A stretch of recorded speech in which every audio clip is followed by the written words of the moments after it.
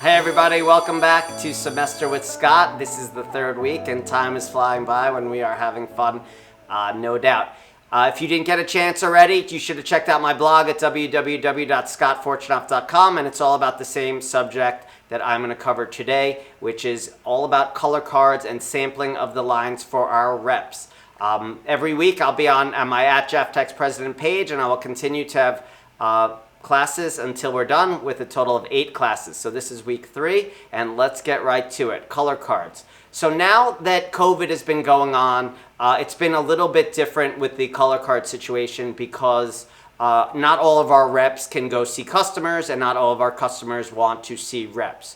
So one of the things that we've done to kind of pivot and deal with that is we've been using lookbooks. So we send the lookbooks to our reps and also to our customers, and the customers could review the lookbooks on their own, or they could review the lookbooks on a Zoom call with the customer and write orders. So that's been working really well. But let's assume COVID isn't here, and let's talk about the color cards, because this is a really critical part of our business, and it's without the color cards, our reps really can't sell. I mean, of course, they could use our customers could use the website and the lookbooks, but the color cards are really the most important thing. So I'm going to talk about Spooky Night, and we'll use this card for reference today. So this is Spooky Night. And one thing I wanted to show you is on the bottom of the card over here, we tell you the number of SKUs. So when the rep's writing an order, if a customer says they want the entire collection, the rep knows they could write Spooky Night, full collection, 16 SKUs. Also below that, there's a number 4,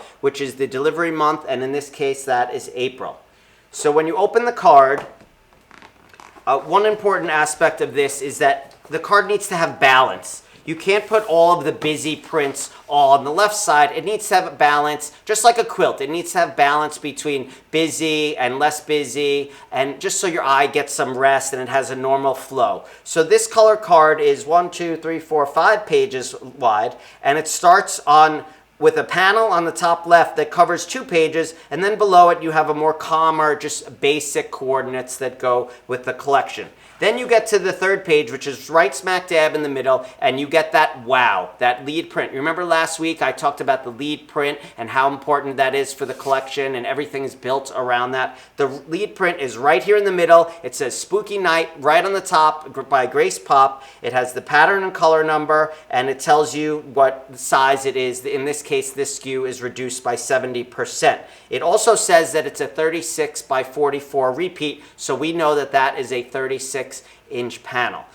One of the other things that's very important when we're making the cards is to pay attention to details. If a pattern number is wrong, this creates all kinds of problems all the way through the cycle of ordering, the websites, rep ordering, so many different complications. So the reps and our team really need to pay close attention to those pattern and color numbers. So as we move away from the middle, which has the striking panel in the center, you get to, another less busy page with some lead designs, as well as some less busy designs like these candy corns over here, just so you're not looking at so many huge prints. And it's also a way to fit all of the different items onto the color card, because you couldn't have 2 lead patterns or sub-lead patterns on the same page because they just take up too much page. And then as you work your way to the right, to the last page of the card, you have some other medium-sized prints and some small ones. So again, it's a nice layout with a nice balance. Your eye kind of flows you from left to right, and when our reps show the cards, hopefully the customers look from left to right. When you turn over the card, there's a lot of information there as well. So a lot of times we will put the stripe on the back, and that'll show you how many rows you're going to get, or the shop owner knows this is how many rows, so they can plan their projects accordingly.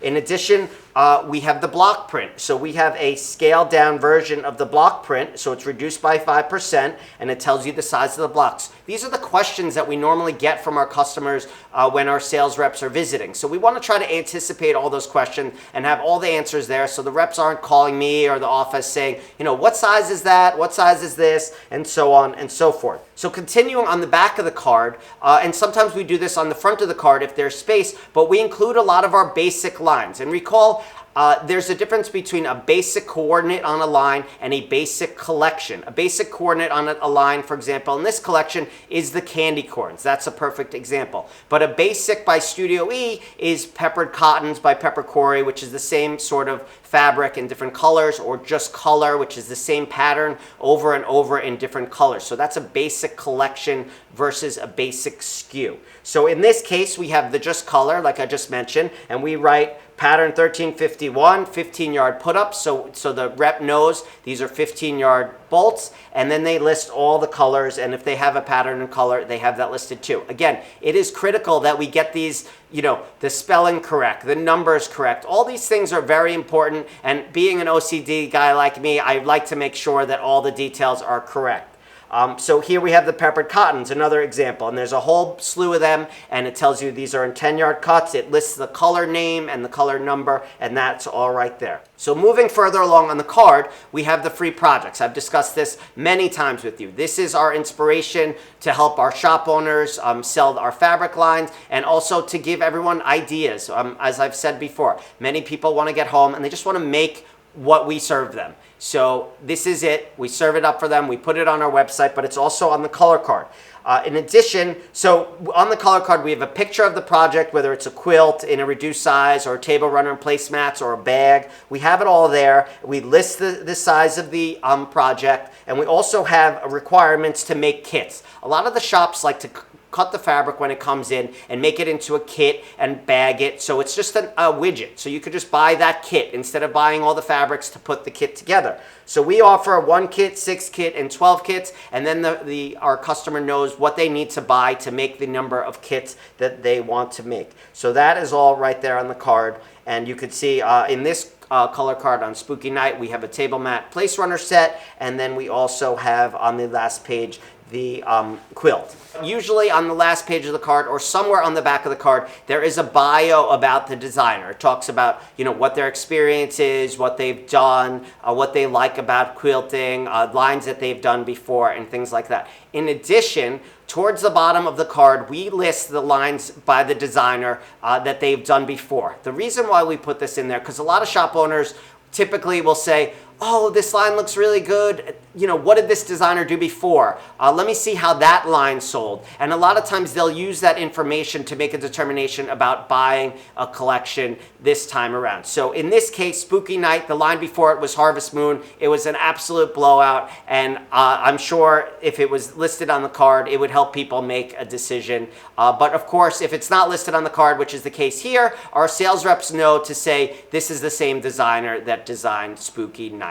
Now that we've designed all the color cards, we have to distribute them. So I make all these elaborate charts, and we have a color card company in the Carolinas that makes all of our color cards for us, and they print them, and they keep track of them. They ask us how many we need to make, and they give us the pricing and all sort of information like that. There's a lot of back and forth between the designers and the contractor that makes the color cards. They want to make sure the colors are as accurate as possible. There's a lot of color checking. This is no different than when we send a fabric in for strike off with the mill, and they come back and we have to say, oh, the red needs to be a little darker, the blue needs to be a little lighter, and things like that. It's the same sort of process in doing that. So there's various people we need to distribute the cards to. So of course we need to get the color cards to our sales reps. So that's first. So we need to get them all the color cards and all the samples that go with it. In addition, and a lot of our companies use distributors. Henry Glass and Studio E both use distributors. So we also have to make sure all of our distributors get a set of the color cards, and they get the right number of color cards to make sure that all of their sales reps are covered and have the samples that they need. Of course, if they don't have the samples, they can't sell the lines, and that doesn't do us any good. We want to make sure they have the color cards and the ammunition they need to sell the fabric for us. In addition, we have international distributors.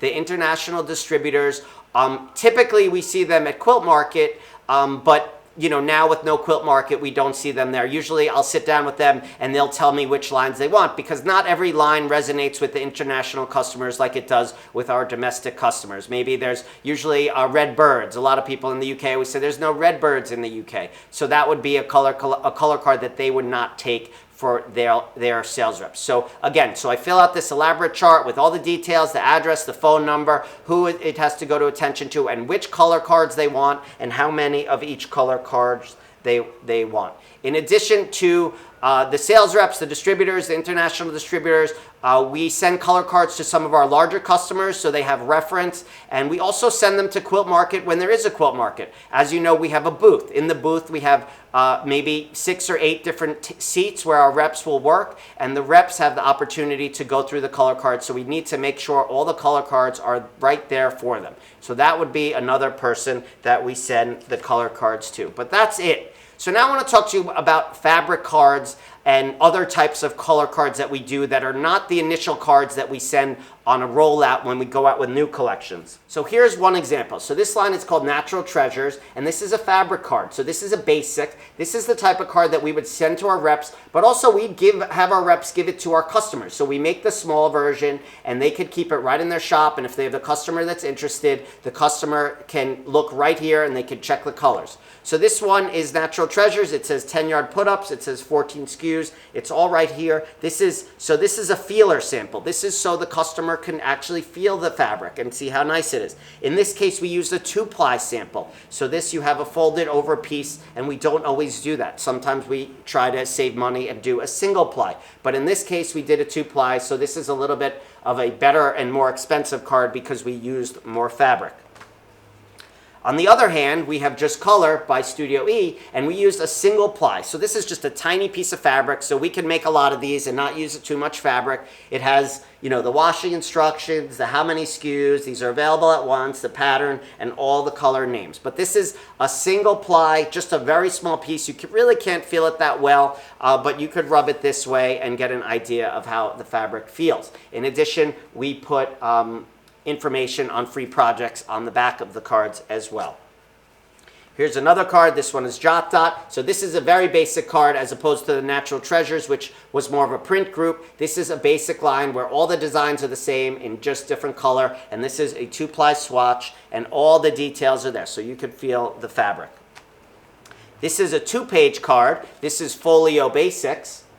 This is a Henry Glass line. It also has a free project on the back. But again, this is a single ply card because we probably made a lot of these. But you could feel the fabric. There's a big enough piece to feel the fabric. And we have these for both our reps and our customers.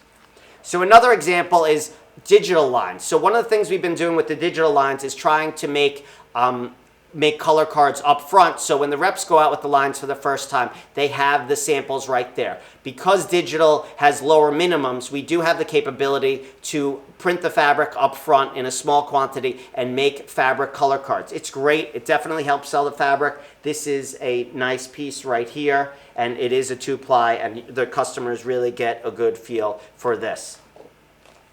This is a cap set. So this is another way to show it, and you just have big pieces, and then all the information is on here. This is a new solid group for Studio E. The customers could feel the quality, and they have all the information there. And the last thing I want to show you is, so Tula Pink has a new line called Curiouser and Curiouser. And what I want to show you is spot cutting. So this is an example of spot cutting.